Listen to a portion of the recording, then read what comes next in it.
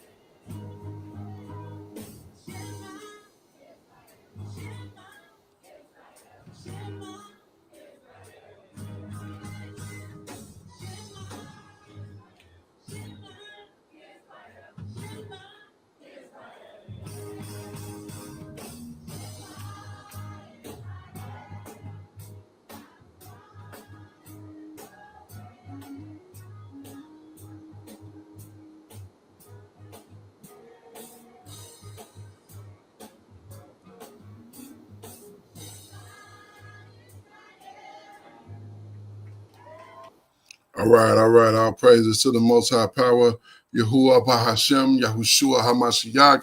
I am your Akazaki Yahu. And we are live and direct with you. I'm sorry, you are live and direct with your Akazaki Yahoo on this Sabbath Yom.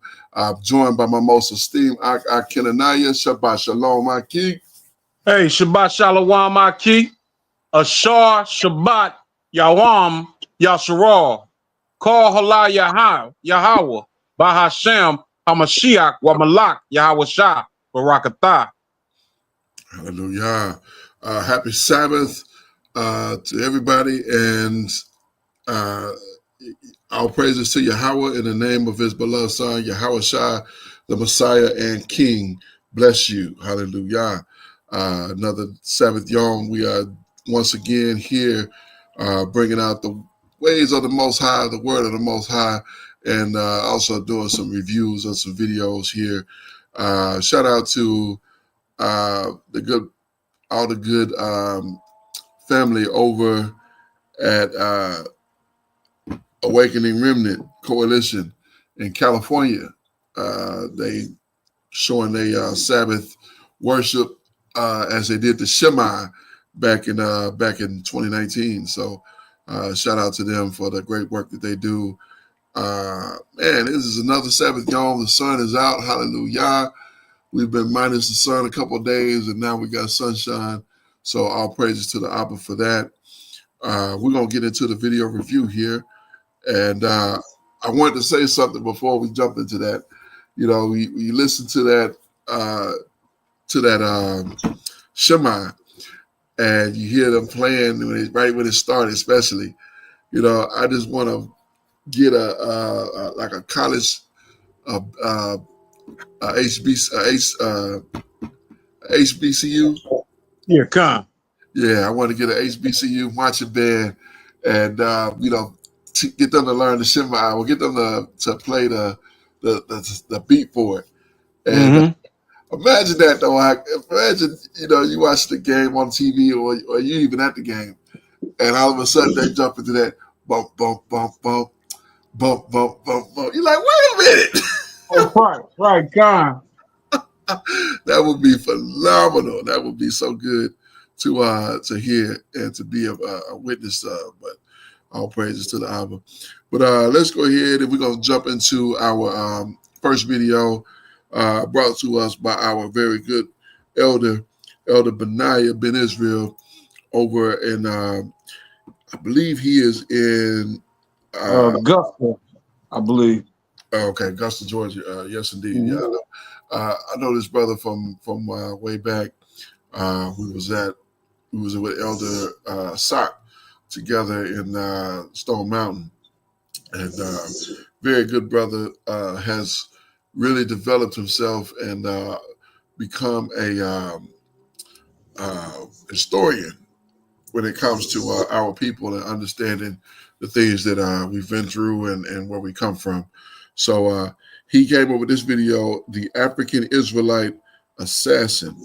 And by the way, if you don't know about the African Israelite Justice League or Justice Foundation, it is an opportunity for us to be protected in court for various situations. If anybody is giving us problems for the existence of us, for our existence, they're set up for that purpose. So shout out to the elder.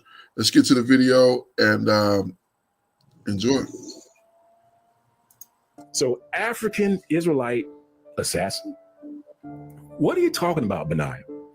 Now, this is actually something I've been, I've seen personally. I have, there's one thing to have eyewitness testimony, but there's one thing, especially, praise be to the Most High. He's given me a voice in Israel. He's allowed me to share the truth with Mishpachah.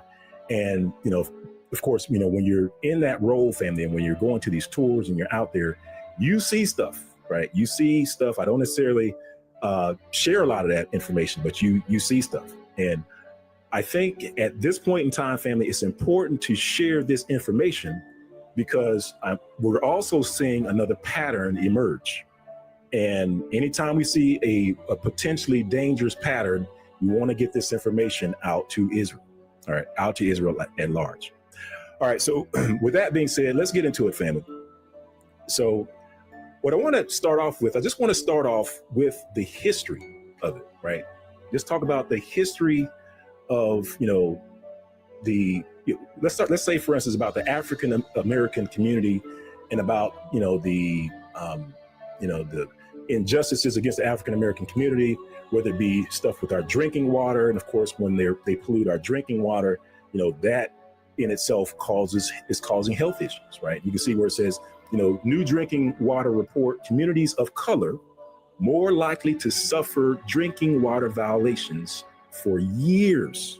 So for years. So this is before we knew that we were the people of the book, right? Before we knew all that stuff, whether or not we knew it or not, but, we were under the curses. We are under the curses, right? And those curses were landing on us left and right, and we had no idea why they were landing on us. But praise be to the Most High. Now that we're awake, now we know why. And now we, hopefully we've started turning back to the Most High and crying out, right? And crying out for injustices like the one you see on your screen.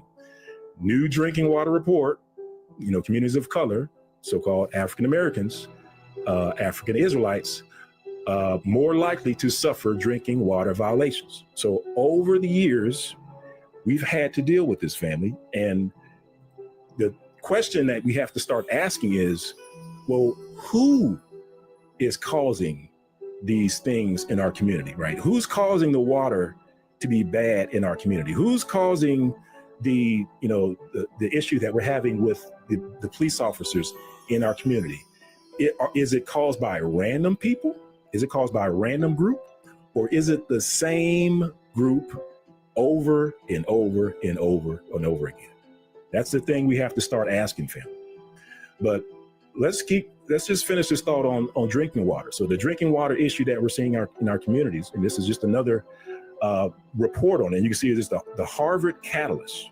Communities of color disproportionately exposed to PFAS, that's a bad thing, pollution in drinking water. It says new study reveals community of color, Black and Hispanic Latino residents are more likely to be exposed to this bad stuff, right? Then it says people who live in communities with higher proportions of Black and Hispanic Latino residents are more likely to be exposed to harmful levels and that's a word I'm not even going to try. I just say poly substances in their water supplies than people living in other communities, according to a new study led by researchers from Harvard T.H. Chan School of Public Health, right? And the main thing here, family, is how does that take place? Well, you can find some of that information in the next line. It says, the researchers link this finding to the disproportionate citing of sources of PFA pollution, such as major manufacturers, airport, military bases, wastewater treatment plants, and landfills near watershed serving these communities. So basically, all these places that create this pollution are near Black communities. 9 times out of 10, what they're saying is that they are in Black communities, right? And this is why when they talk about, well, in the African American communities, yeah, their cancer rates are so high.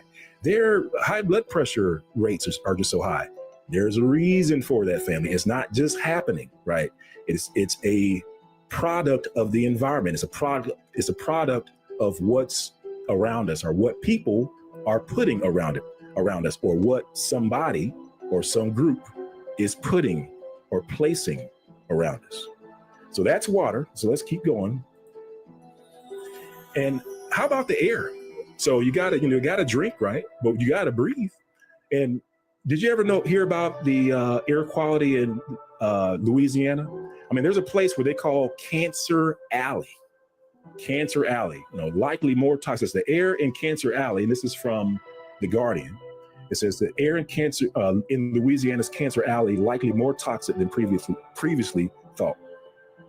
Now, in this one, this is just another example of how the environment that we are surrounded by is, populated with all these bad things that are harming our community, whether it be the water. Now we're talking about the air. And you can see in nature, it says, the father of environmental justice exposes the geography of inequality or inequity. And it says, Black people face some of the highest cancer and asthma rates in the US. Statistics that are inarguably linked to the environment in which someone lives, works, and plays. But until Robert D. Bullard began collecting data in the 1970s, no one fully understood how a person's surroundings can affect their health. And no one, not even Bullard, knew how segregated the most populated places really were. And it says, and this is interesting where it says, and this is still part of that that article or paper, says, your first paper in 1979 was the first to use hard data to quantify environmental racism.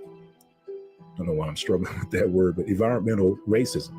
And it says, my job was to design the study, collect the data, and present maps that showed where all the landfills, incinerators, and solid waste sites were located in Houston from the 1920s up to 1979. We found that listen to this, family, 5 out of 5 of the city-owned landfills were in predominantly Black neighborhoods. 5 out of 5, family. As were 3 out of 4 of the privately owned landfills. 6 out of 8 of the city's incinerators were in Black neighborhoods. Black people made up only 25% of Houston's population at the time, yet 82% of the garbage in the city was dumped on them. Think about that, family. They only made up 25% of the Houston population, but 82% of the garbage from the city was dumped in the African American community. Think about that, family. So again, this is just kind of pointing out, family, that there is a pattern. This is a pattern of, people modifying the environment that we're in, whether it be the environment, and actually we're going to start talking about food here in a moment, the air we breathe, the water we drink, right? All this, the pollutions that are in them, all that, is unfortunately affecting the African American community. Let's keep going, family. So think about this, family. So when the children, when the Damona people, their progenitors, were in Chicago, there was a Israelite group in Chicago, and they wanted to move back to, I know, folks think differently about where Israel is, but this isn't that conversation. But just to let you know, family, but that when they wanted to move back over into the Middle East, what happened was that they said that, oh yeah, we have a place where you can stay. We'll put you in the city of Damona, right? And that's actually where they're located today. And so as you can see on the map, this is a map of, Google Maps. And what I pulled up for you is the city of Damona. This is where our Israelite brothers and sisters are in the Israeli state today.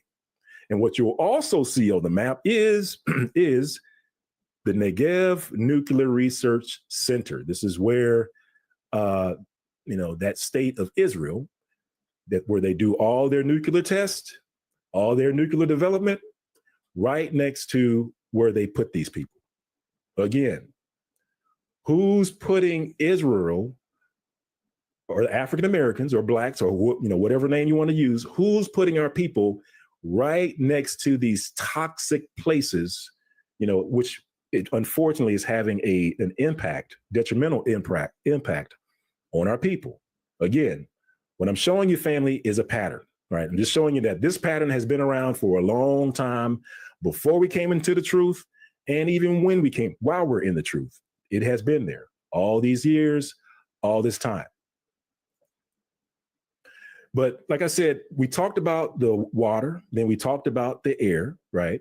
And we talked about,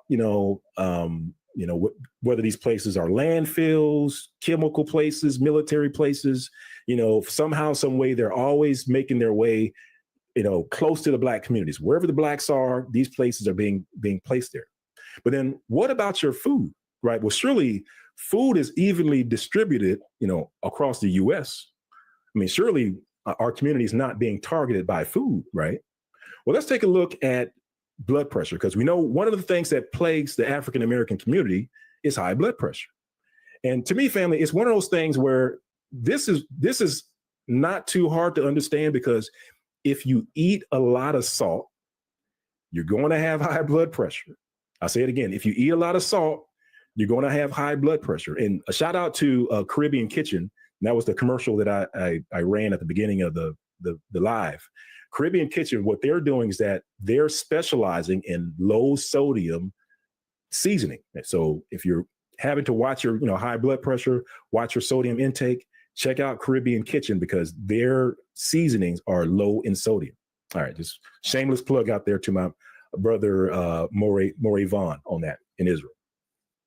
But again, just kind of let's finish up with high blood pressure. So high blood pressure, does high blood pressure plague our community? Well, there's high amounts of salt, high sodium intake. Well, why is there high sodium intake in our community? It says lower income Americans at higher risk of death from excess salt. Well, why is that?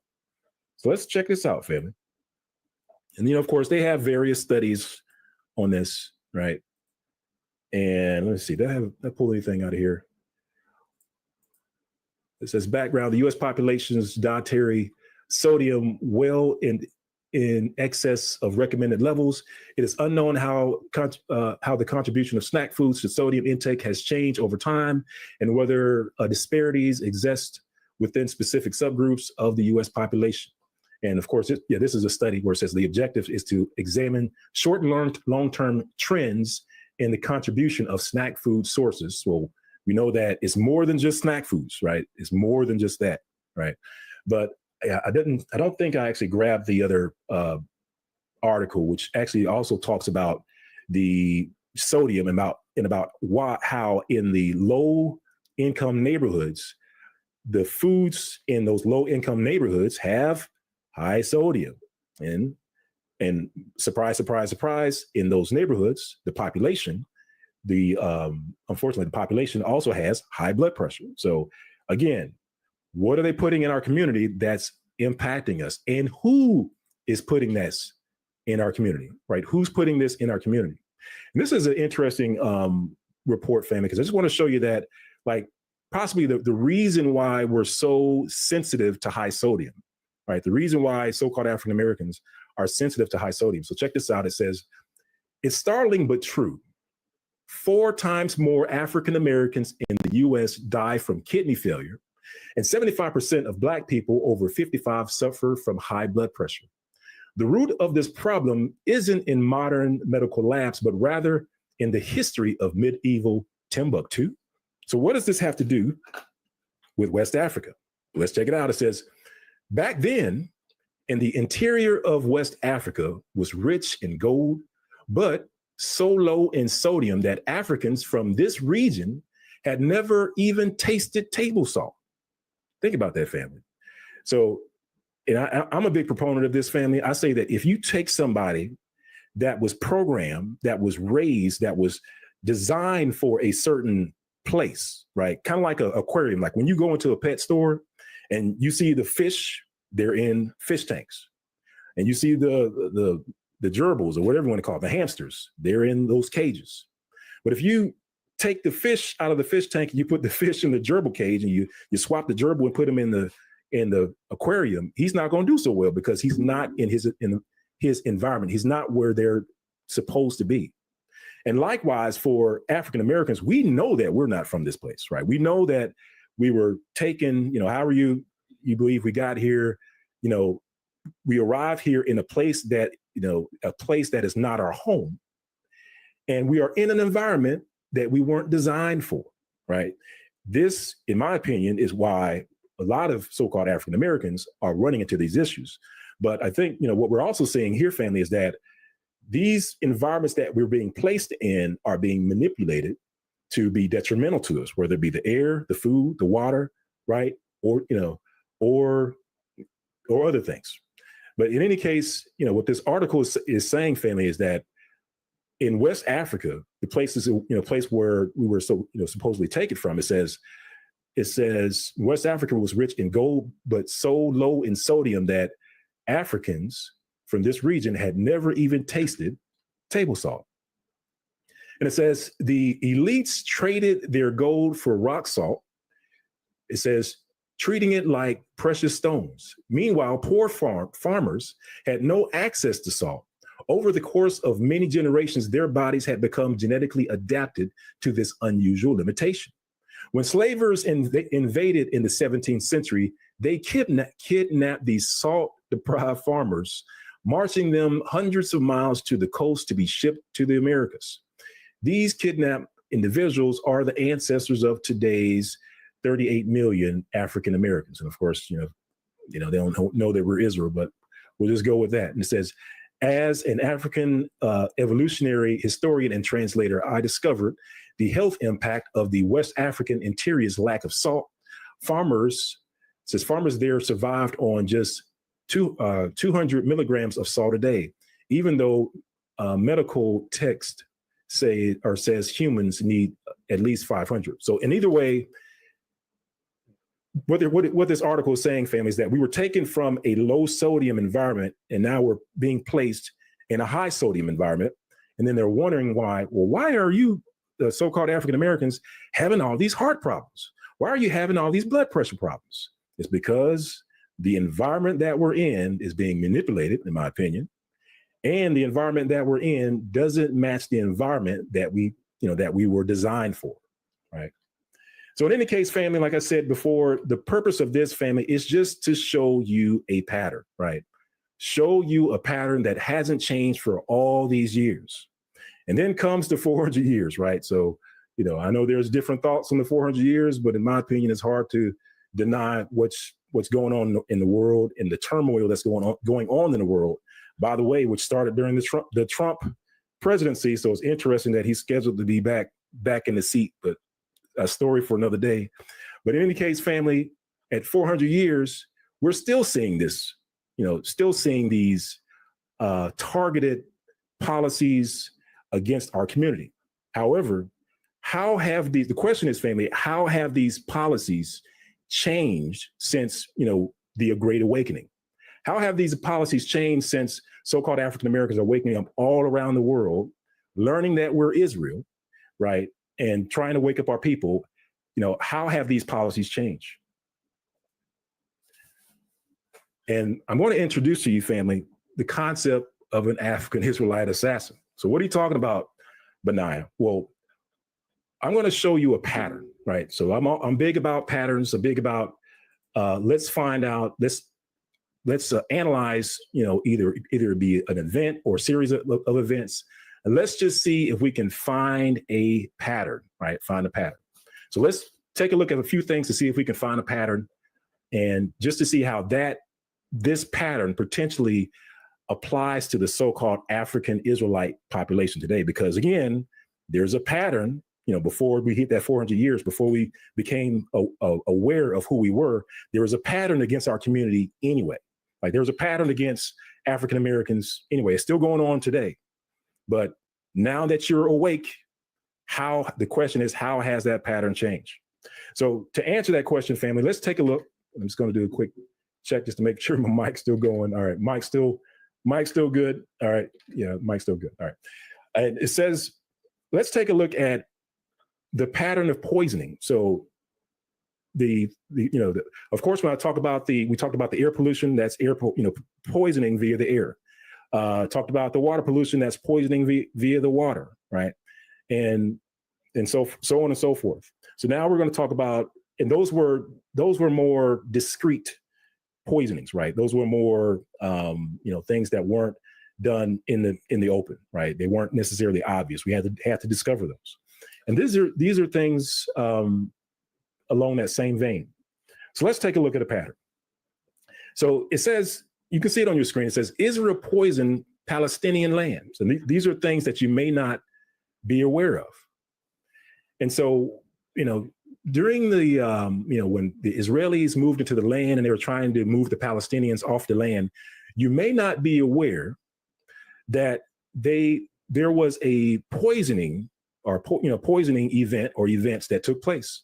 And this is what you're reading here. This is from an article from Haaretz, right? Just so that you can see it there, a Haaretz article. And we're going to read it. And it says, this is part of the article. And it says, the first step was dispossessing residents of the nearby Palestinian village of their land under the false pretext of making it a military training zone. Now, remember, when we were reading about, the Black community, one of the places that they were placing near the Black communities were military bases, right? Not only were they placing landfills and water treatment centers and stuff like that, but they were also placing military bases near Black communities. And so here we see the same thing happening in the Palestinian community, where they were trying to move them out. It says they were trying to move them under the false pretext of making it a military training zone.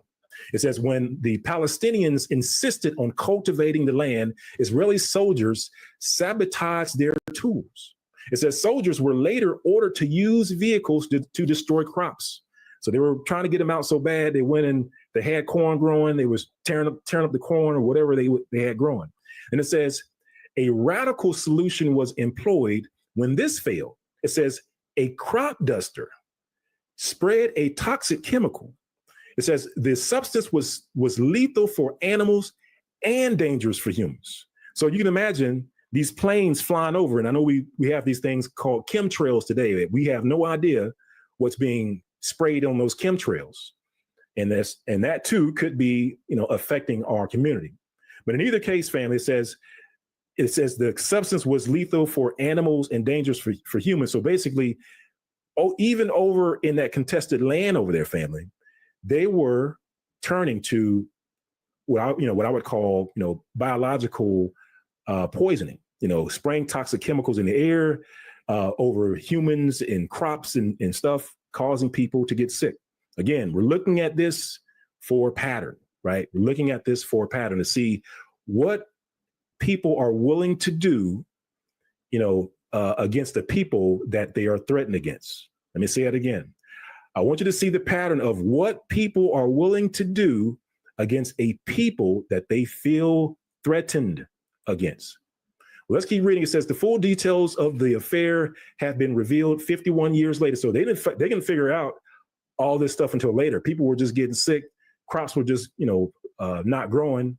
But it turns out that it was something that was carried out by the IDF, right? It was a military exercise that was carried out.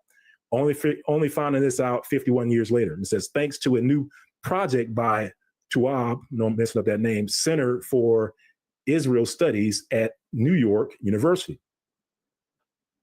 Next slide. It says, military files held in the IDF's archives preserve documents detailing the spraying in Aqaba. Right. So they have documents on it. At this point in time, it's out in the open. Haaretz is reporting on it. I'm sure there was other periodicals that were carrying the story as well. Actually, I do have other articles as well. But in the event, family, this is a pattern. This is a pattern. So I'm going to kind of skip through some of these other slides because basically it's still talking about the same thing. So documents further reveals IDF general staff officer estimated the damage to Palestinians due to the spraying would amount to, and they gave an amount for that as well. But let's read this. This is another Haaretz, and it says, place the material in the well. So not only was stuff sprayed in the air, a toxic biological agent was sprayed in the air, intentionally sprayed on top of people, animals, and crops. But also they were poisoning the water. Poisoning the water. Black community, we've seen this before. We just read about that earlier at the start of this presentation. Again, we're looking for patterns. We're looking for patterns. So you can see the highlighted section says, for decades, rumors and testimonies swirled about Jewish troops sent to poison wells in Arab villages. Now, researchers have located official documents of the cast dye bread operation. the cast thy bread operation. So you can see there is a pattern. There is a pattern, right? And it says a month and a half later, he wrote biological materials that were purchased in $2,000. Only now, 74 years later, has a connection between the two entries come to light. So again, a lot of this stuff, family, that was done, comes to light years and years later, years and years after people were poisoned and unfortunately they were unalived, right? And then they decide to bring this stuff out, right? Then people aren't too concerned about the truth getting out there because it's already happened. And the people that would benefit from any sort of lawsuit, probably aren't around anymore. Right?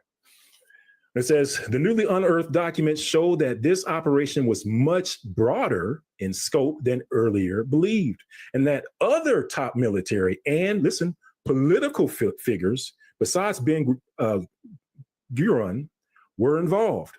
So in other words, family, a lot of people had their hands in this operation to poison the waters. And what do they call this? What was the name of this operation? Operation Cast Thy Bread. Operation Cast Thy Bread. So again, family, we're looking at this just to see a pattern and hopefully as you can start to see, families, that these patterns are starting to match the pattern that we're seeing in the Black community. Poisoning the air, poisoning the water. Well, what else is out there? Well, of course, we saw that in the news, of course, all that stuff that's going on over in Israel the state of Israel. And you've heard about the pagers and phones, right? So they were using pagers and phones. And actually, let me see if I can switch screens, because what I'm going to do is that I'm going to show a quick video. And this is just to show you, that a pattern, right? So I just want to show you what people are willing to do against a people that they are threatened against. What people are willing to do against a people that they are threatened against. What are they willing to do? Well, they're willing to spray them with chemicals. They are willing to poison their water, and they're willing to enter the supply chain and booby trap devices where, in this case, it was pagers. I say pagers and phones. There were phones as well as other things that were impacted, but also radios. So let me share this with you, family. I want to stop sharing my screen and let's take a look at the pagers. Let's take a look at the pagers. Hezbollah reportedly ordered around 5,000 pagers from Taiwan, a country known for producing about 90% of the world's most advanced semiconductors. These pagers were destined for Lebanon. However, what makes this story particularly intriguing is what allegedly happened during the shipment process. At some point along the way, a spy agency is believed to have intercepted the shipment and tampered with the pagers. They discreetly altered the internal components, replacing one of the two identical batteries with a hidden explosive device. This modification was done so subtly that it went unnoticed. Once the changes were made, the altered pagers were quietly sent back to Hezbollah as if nothing had happened. Fair use. Thank you, Eamon. To help you understand better about the explosive pager, let's take a look at how it works. At its core, the battery powers the entire device. This is the speaker and emits audio alerts to notify the user of incoming messages. The motor adds a physical vibration alert, making the pager effective in silent mode.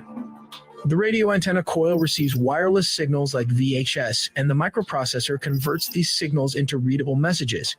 In short, these are often low-tech and difficult to track. Now, what I will tell you, family, so what they found out was that somehow, some way, the Israelis, they actually started a company. They started a company, and it was somewhere in, Russia. I think it was like somewhere in up in the territory of the Khazars, of all places.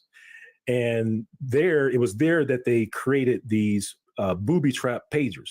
And of course, they sent these pagers over to Hezbollah, and of course, all the stuff that you see in the news.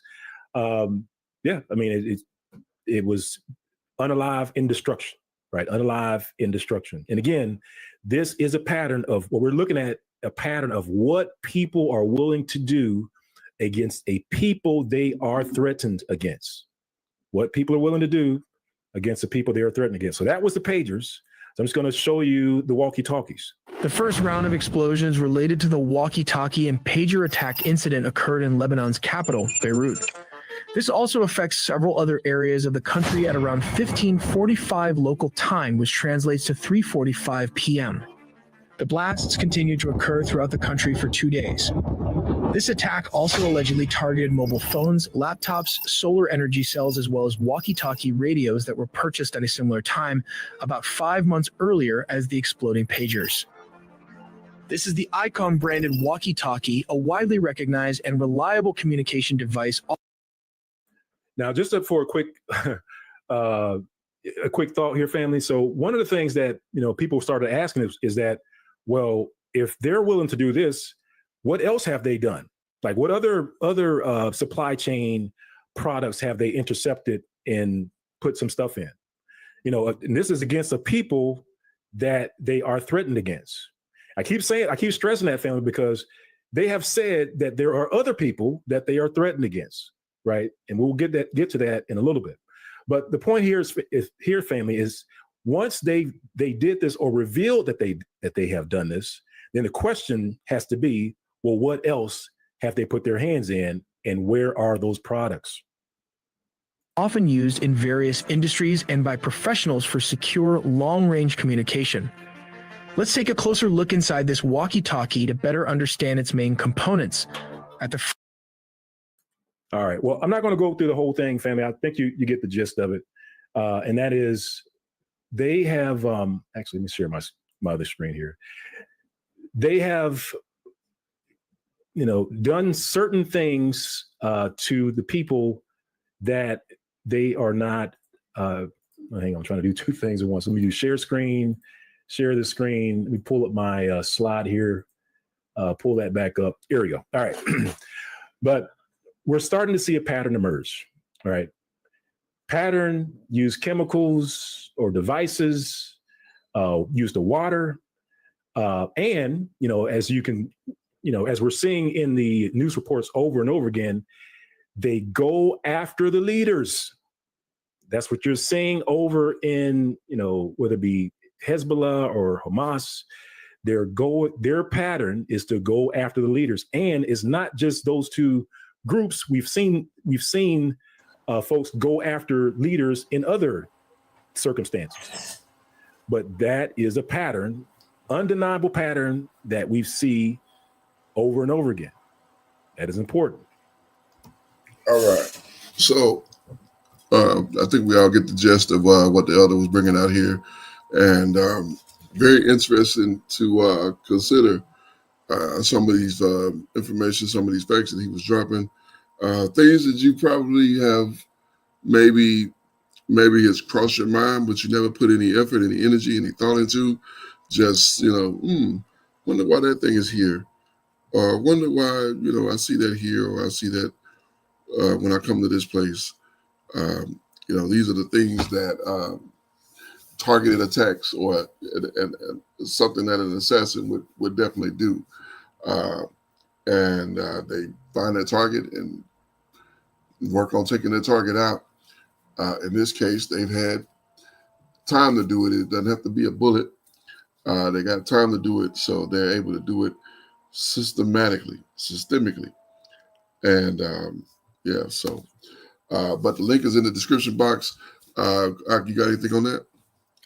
Khan, I'm glad we covered this. It almost lines up with information that we brought forth yesterday evening. Just different places that are ideal for our people to live.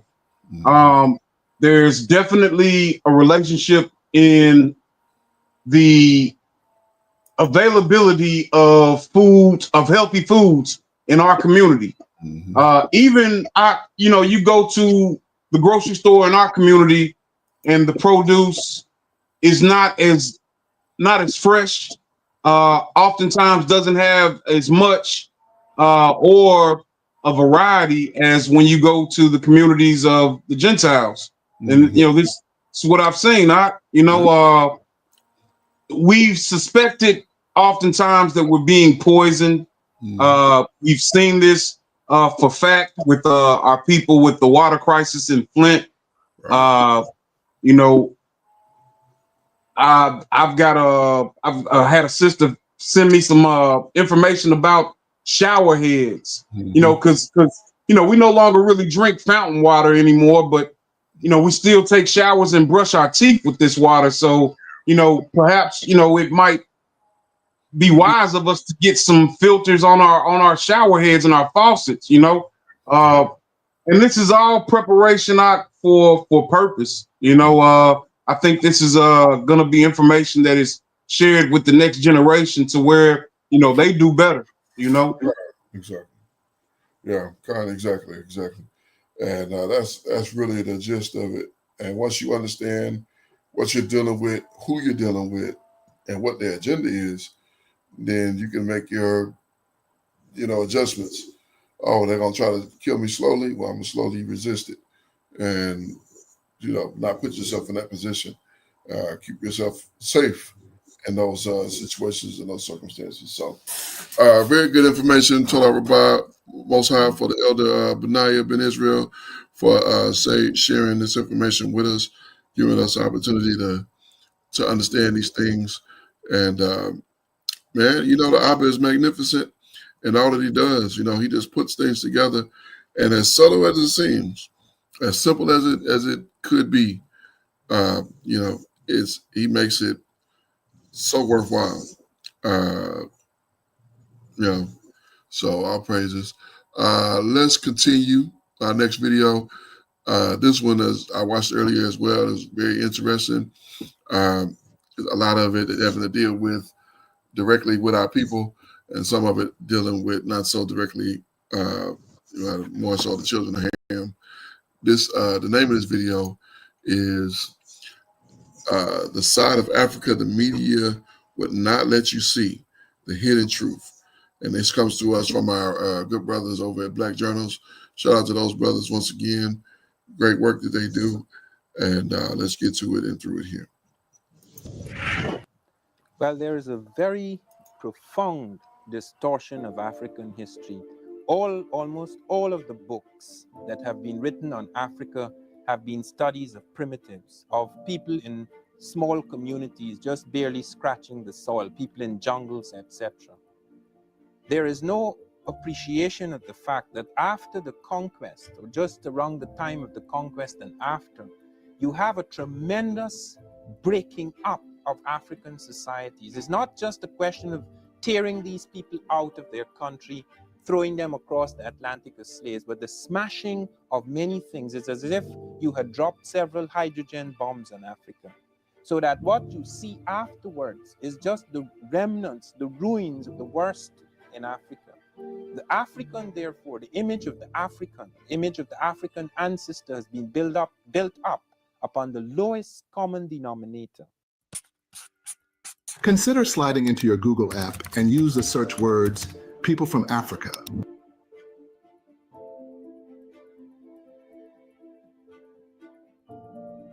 From there, you could see that even up-to-date representations of Africans are still those images of malnourished, unkempt, and sick individuals with sunburned skin said to be redolent of suffering. But is this really all about Africa? Aren't there suffering people everywhere all over the world, by the way? Aren't there exquisite images and more presentable things to show to the world concerning Africa? Is this actually all there is to offer about Africa? Obviously not.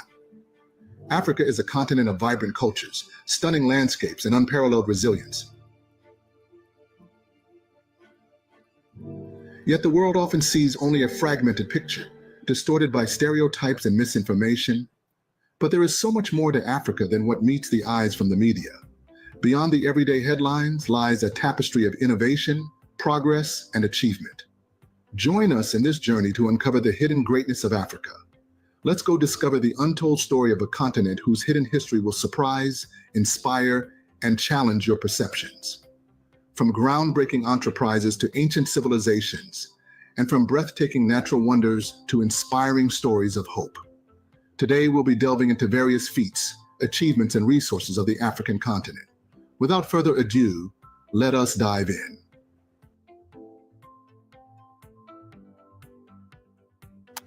One, Kenya's green energy projects. Kenya, located in East Africa, is a country with a rich cultural heritage and diverse landscapes. From the snow-capped Mount Kenya to the majestic Masai Mara National Reserve, Kenya is renowned for its natural beauty. However, beneath its stunning exterior, Kenya has faced numerous challenges. For decades, Kenya struggled with poverty, inequality, and corruption, limited access to education, healthcare, and energy, dependence on foreign aid and imports, and vulnerability to climate change, droughts, and terrorism. These challenges have often dominated media narratives about Kenya and Africa as a whole, perpetuating stereotypes of a continent in perpetual crisis. However, Kenya's story is more complex and nuanced. In recent years, the country has made significant strides in economic growth, innovation, and sustainable development. A remarkable example of this progress is Kenya's emergence as Africa's renewable energy superpower. Kenya has transformed its energy landscape through investments in geothermal, solar, and wind power. The country aims to become 100% renewable by 2030. This achievement is driven by a comprehensive policy framework, investment from the private sector and international partnerships, and local innovation. Kenya's renewable energy success story challenges the dominant media narrative about Africa, revealing a self-driven development agenda, innovative solutions to energy access and climate change, private sector investment and international partnerships, and local innovation hubs and startups driving technological advancements. Kenya's story serves as a powerful counter-narrative to the common media portrayals of Africa as energy poor, aid-dependent, and technologically backward. Instead, it demonstrates Africa's capacity for progress, innovation, and self-driven growth. 2. Ghana's oil and gas discoveries. Ghana, a West African nation, is often portrayed by the media as a country plagued only by poverty, corruption, and instability. Today, news outlets would frequently focus on the nation's challenges, creating a distorted narrative that overlooks Ghana's remarkable progress and opportunities. Nonetheless, beyond the headlines, Ghana has made significant strides in economic growth, democratic governance, and innovative development. One notable success story is Ghana's emergence as a major player in the global oil and gas industry. The discovery of the Jubilee oil field in 2007 marked a pivotal moment for Ghana, shattering stereotypes of African economies as stagnant and dependent on foreign aid. Contrary to media narratives focusing on corruption and mismanagement, Ghana's oil and gas sector has demonstrated remarkable resilience and growth. With estimated reserves of approximately 5 billion barrels, Ghana's oil production has transformed the country's economic landscape. Beyond the economic gains, Ghana's oil and gas sector has become a symbol of African self-determination and capacity building. The Ghana National Petroleum Corporation's leadership in local content development defies the notion that African countries lack expertise and must rely on foreign intervention. Furthermore, the strategic allocation of oil revenue towards critical infrastructure projects, such as roads, ports, and energy infrastructure, showcases Ghana's commitment to sustainable development and economic diversification. The country's progress also extends beyond the energy sector. Ghana's agricultural sector is thriving, with innovations in cocoa production and farming technology. The tech industry is booming, with hubs like Accra's Mest incubating startups. Tourism is also on the rise, with Ghana's rich cultural heritage and natural beauty attracting growing numbers of tourists. 3. Morocco's automotive industry. Morocco's automotive industry is a shining example of Africa's untold success stories. While media narratives often focus on Africa's dependence on foreign aid and limited economic growth, Morocco's automotive sector tells a different tale.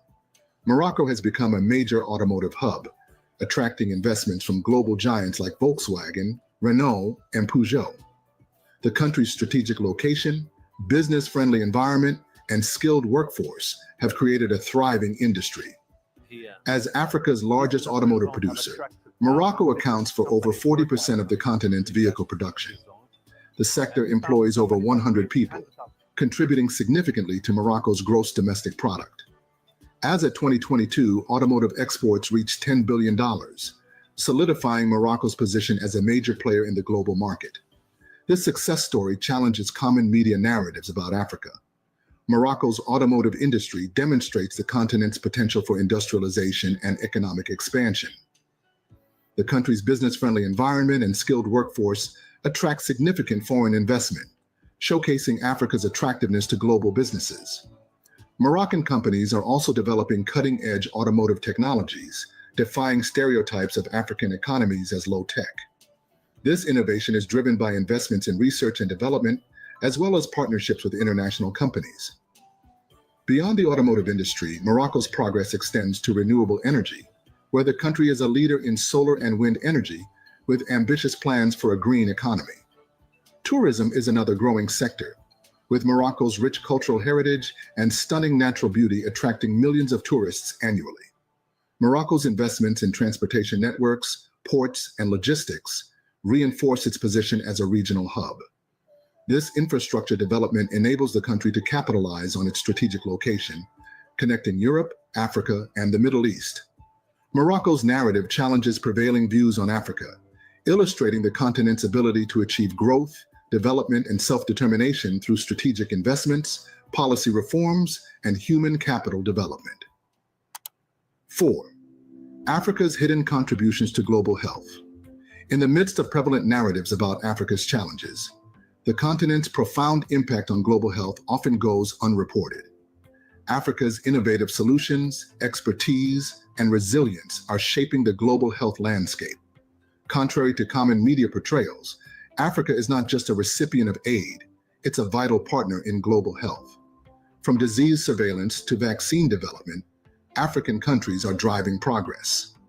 Africa's experience with Ebola and COVID-19 has significantly informed global strategies for disease surveillance and response. The continent's swift response to COVID-19 was largely due to lessons learned from the Ebola outbreak in 2014. For instance, the World Bank's Regional Disease Surveillance Systems Enhancement, REDISE project, launched after the Ebola crisis, strengthened health systems and supported effective disease surveillance in 16 West and Central African countries. This expertise was crucial in preparing Africa for the COVID-19 pandemic. Health experts in Nigeria and Senegal shared their knowledge on containing the spread of the pandemic, highlighting the importance of surveillance, screening, and coordination among partners. During that era, the World Health Organization, WHO, also recognized the value of Africa's experience in combating Ebola, noting that it helped inform the continent's COVID-19 response. Africa's participation in global vaccine initiatives has also accelerated vaccine development and distribution. The continent's engagement with international partners has facilitated the rollout of vaccines, ensuring timely access to COVID-19 vaccines. Furthermore, Africa's rich herbal medicine heritage offers new solutions to global health challenges. Traditional medicine has been an integral part of African healthcare for centuries, and its potential in addressing contemporary health issues is being explored. By leveraging its experience, expertise, and traditional knowledge, Africa is making significant contributions to global health, and at the same time shaping the future of disease surveillance, vaccine development, and healthcare delivery. Regional initiatives like the West African Health Organization and East African Communities Health Sector promote cooperation and collaboration. Partnerships with global organizations like the Global Fund to Fight AIDS, Tuberculosis, and Malaria, and President's Emergency Plan for AIDS Relief further amplify Africa's impact. African leaders like Dr. Tedros Adhanom Ghebreyesus, the first African Director General of the World Health Organization, and Dr. Ngozi Okonjo-Iweala, a renowned global health expert, are shaping the global health agenda. 5. Ethiopia's Grand Renaissance Dam, a symbol of African ingenuity. While media coverage often focuses on controversies surrounding Ethiopia's Grand Renaissance Dam, GERD, the real story lies in its transformative potential for Africa. GERD is a beacon of self-determination, showcasing Ethiopian engineering prowess and self-reliance. The $4.8 billion project is primarily financed and constructed by Ethiopians. The project demonstrates the continent's capacity for self-driven development. As Africa's largest hydroelectric dam, GERD generates 6,450 megawatts of electricity, doubling Ethiopia's power supply and making it a regional energy exporter. Neighboring countries, including Sudan, Djibouti, and Kenya, also benefit from this clean energy. The dam's impact extends beyond energy, irrigating 500,000 hectares of agricultural land, thereby boosting Ethiopia's agricultural production and food security. This in turn creates jobs, stimulates economic growth, and reduces poverty. By harnessing the Nile River's energy, GERD reduces Ethiopia's reliance on fossil fuels, lowering carbon emissions. The dam also helps regulate water flow, preventing flooding and ensuring consistent water supply. GERD exemplifies African cooperation, with the African Union and regional organizations supporting the project. This collaborative spirit fosters economic integration, solidifying Africa's position as a global player. Beyond controversies, GERD represents Africa's determination to drive its own development. It showcases African engineering and technological advancements, self-financed and self-driven development, regional cooperation, and economic integration, as well as a commitment to environmental sustainability. 6. Egypt's new administrative capital. For centuries, Africa's narrative has long been hijacked by stereotypes and misconceptions. But the real Africa is rising, its voice growing louder, its presence more pronounced. From cutting-edge cities to trailblazing initiatives, the continent's transformative power is redefining the global landscape. Egypt's new administrative capital is a testament of one of Africa's hidden histories. Located 45 kilometers east of Cairo, this new city is designed to alleviate congestion in the capital, and it provides a modern, efficient hub for government, business, and culture. The city's master plan seamlessly integrates functionality and livability, boasting a government administrative district, diplomatic quarter, cultural district, central business district, and 21 residential districts. The Green River Park, stretching 35 kilometers, will be double the size of New York's Central Park, offering ample green space for residents. At its heart lies the Central Business District, featuring iconic skyscrapers like the iconic Tower, set to be Egypt and Africa's tallest building. This financial hub attracts businesses and investments from across the globe. Egypt's new administrative capital is also a model of sustainability and technology, designed as a smart city with advanced infrastructure. Over 6,000 cameras will monitor the streets, and AI-powered systems will manage water use and waste management. Residents will enjoy state-of-the-art infrastructure, including electric railway links to Cairo and a major theme park. This ambitious project redefines the urban landscape, demonstrating Africa's capacity for visionary planning and execution. It embodies Africa's rise as a hub of modernity, challenging outdated narratives and redefining the continent's global relevance. 7. The Conga TV revolution. Conga's pioneering Buyers-Sellers TV revolutionizes Africa's e-commerce landscape by seamlessly integrating television shopping with online marketplaces. This innovative platform allows customers to purchase products in real time while watching expert product demonstrations on TV, creating an immersive shopping experience. Viewers can place orders via SMS, phone calls, or the Conga website, making it accessible to a broader audience, including those without internet access. Conga TV's multi-device accessibility ensures shoppers can engage with the platform on TV, mobile devices, and computers, providing unparalleled convenience. Globally, Conga TV enhances customer engagement, increases accessibility, and promotes economic growth by creating new business opportunities for sellers and fostering entrepreneurship. This groundbreaking platform provides African businesses with international exposure, bridging the gap between local entrepreneurs and global markets. Conga TV challenges prevailing media narratives about Africa, showcasing the continent's innovative spirit, technological advancements, and growing e-commerce market. By pioneering solutions addressing local challenges, Conga TV demonstrates Africa's potential for driving global innovation.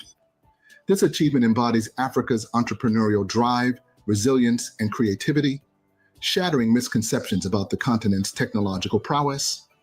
Conga TV sets a new standard for African businesses, redefining the global perception of African innovation and solidifying the continent's position as a hub for cutting-edge solutions. By sharing Conga TV's story, we shed light on Africa's hidden achievements, highlighting infrastructure development, technological advancements, entrepreneurial spirit, and global connectivity.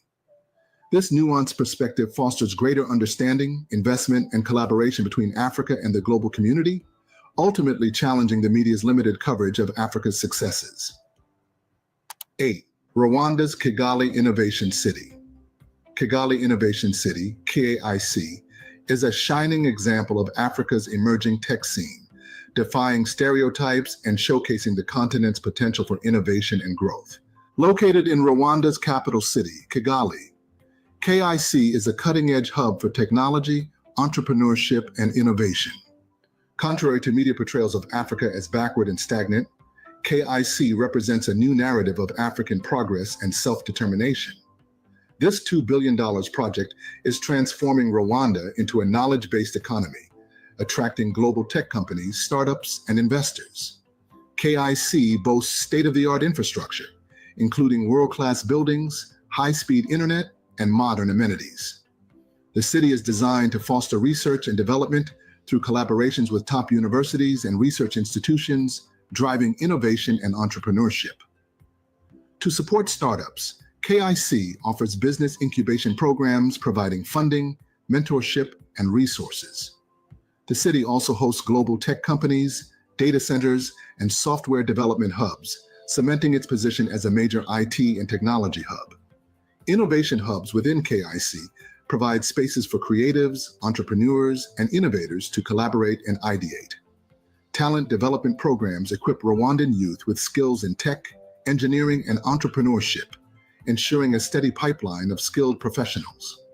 Sustainable design is integral to KIC, with environmentally friendly architecture, green spaces, and renewable energy systems.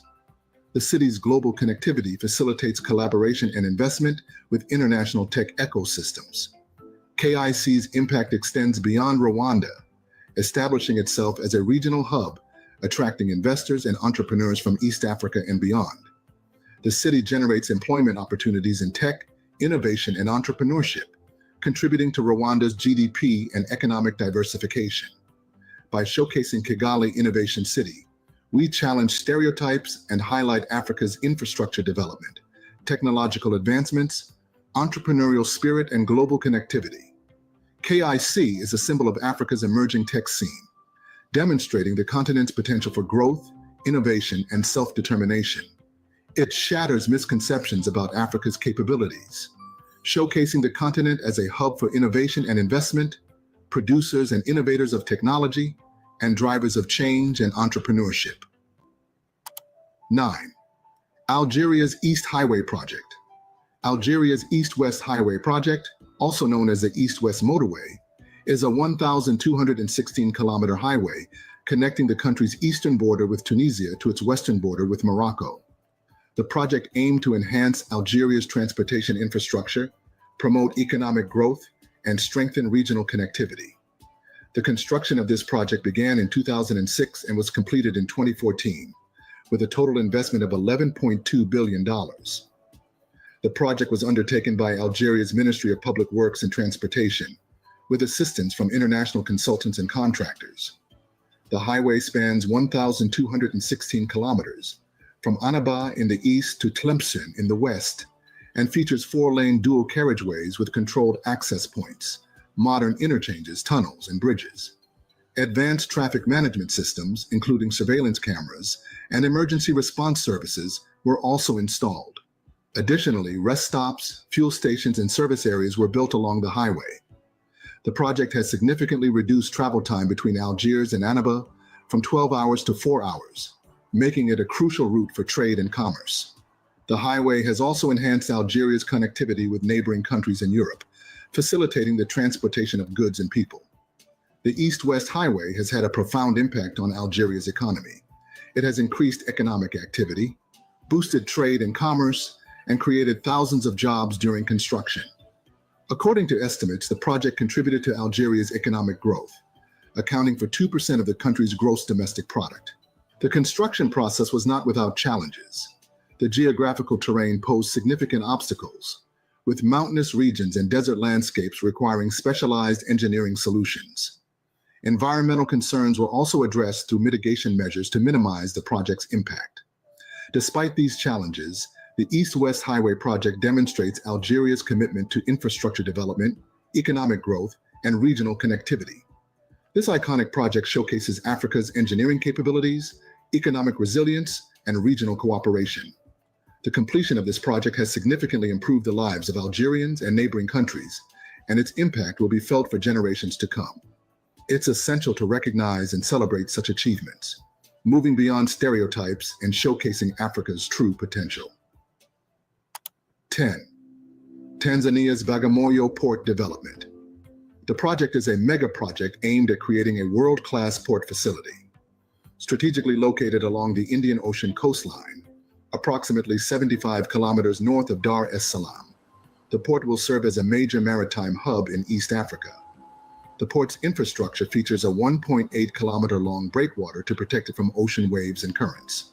The facility boasts 24 berths, including 12 container berths, 6 bulk cargo berths, 4 oil and gas berths, and 2 ship repair berths.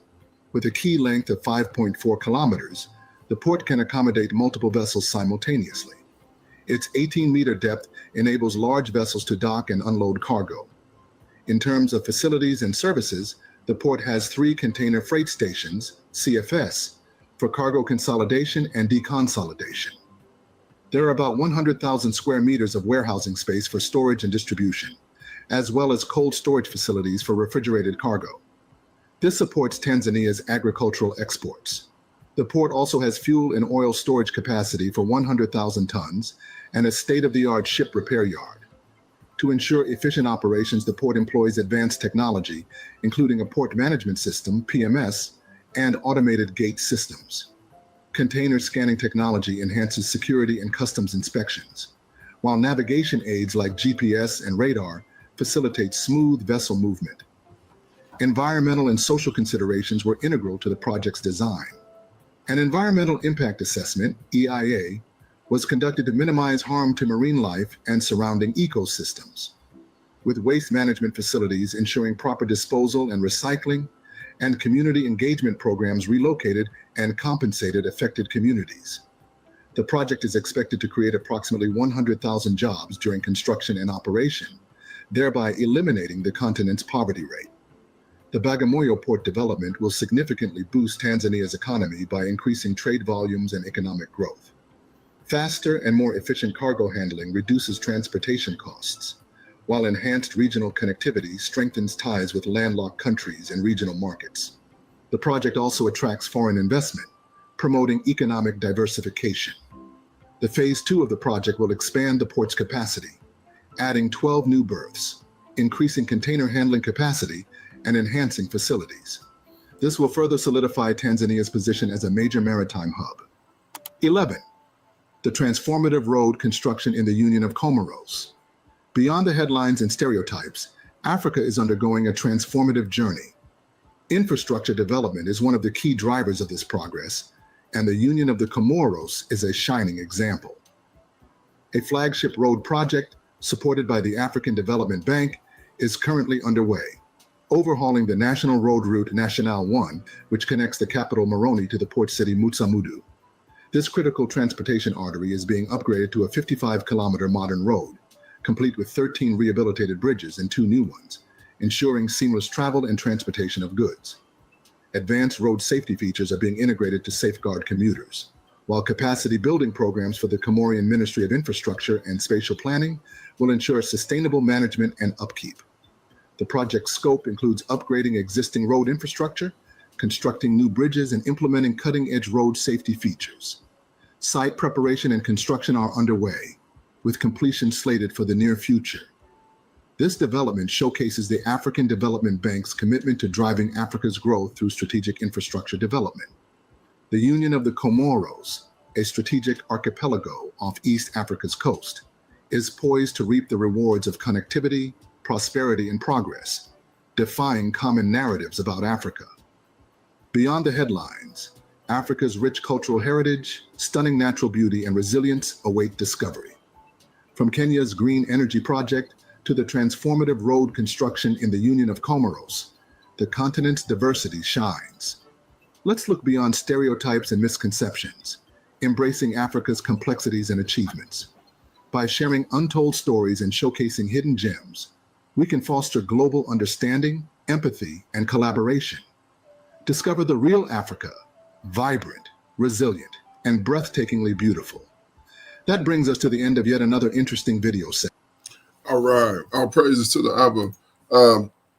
Very interesting because they did do a good job of feeding us an Africa that was broke and dusty and just hard to stomach. And every time you saw anything on the television concerning it, that's what you saw. So it gave us the idea that we were better off being scattered because they had nothing going on there. We'd have been there. We'd have been in worse shape and worse condition. And yeah, that's some psychological warfare for your behind. Because yeah, because who'd have thought if we'd have had a thought back then to go back, how much more developed could that continent be if we'd have went back, and how destitute would this place be if we would have, you know what I'm saying? So that's something to think about. But what you got on that? Enlightening video. I was aware of some of the resources that were there on the continent, unaware of others. I think I was expecting them, and I think they talked about Congo in one part, but resources that are taken from the Congo used for cell phones and electronics. But still, that is not the greatest resource that is on the continent. The greatest resource on the continent is our people that are there. These are the jewels of the Most High. We being the jewels of the Most High. I'm standing here looking at a map, and it is written that there will be a highway from Mizraim to Assyria. So the destiny of the continent has been foretold, and I don't know exactly what aspects that continent will play in the kingdom, but it will all be for the service of the Most High. Indeed. Hallelujah. Hallelujah. Yes, indeed. Very interesting information. Good work once again by Black Journal. Shout out to those brothers for the wonderful work that they do. All praises to the Most High for giving brothers the fortitude to do this work. And man, praises again to the Most High. Looking outside, it's just magnificently beautiful outside. What a wonderful Sabbath. It's not it for us. Hallelujah. Yes, indeed. It's not it for us. We're going to come back with and get into the scriptures, and that'll be it. So it's right at 4:00 right now. So give us about 10 minutes, and then we'll be right back, and we'll get into the scripture. Well, we got to do our devotion, so it may be more like 15 minutes. So yeah. But then we'll get into the scripture reading. I had to see where we are. I know we in Leviticus.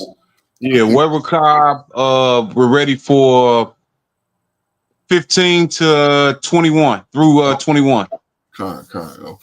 So, we got some good chapters in there. So we're ready to 21. So 18, that's one of my favorites. I look forward to that one. So hallelujah. We definitely gonna get into it. So join us back and get an opportunity. If not, watch this on replay. Also look for some of the other videos we dropped. I dropped one earlier, and we're gonna keep dropping good information, informative information, how to be better, how to do better, and then most of all, how to serve the Most High to the best of your ability. So that's right. Indeed. With that, we're gonna close out with the book of Ecclesiastes, as we always do. Let us hear the conclusion of the whole matter. Fear the Most High and keep his commandments, for this is the whole duty of man. It is so very important that you understand that our obligation is to, in the conclusion of the whole matter, is to fear the Most High and keep his commandments, for this is the whole duty of man. I cannot stress to you how important, how imperative, and how fundamentally sound it is in the conclusion of the whole matter We are to fear the Most High and keep his commandments, for this is the whole duty of man. I am your Akazaki Yahu, joined by my most esteemed Ak Akinanaya, giving all praises, honor, and great esteem unto the Most High Power, Yahuwah Bahashem, Yahushua HaMashiach, and to the 12 tribes of Israel, who are scattered to the four quarters of the earth. I say Shalom wa Baruki. That is peace and blessings.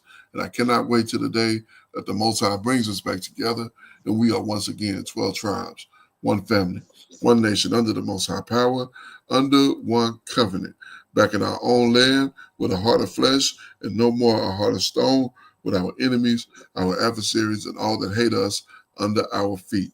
Until that day come, Shabbat Shalom, family. Shabbat Shalom, Mishpachah. All praises to the Abba. Hallelujah. Praise you, Abba.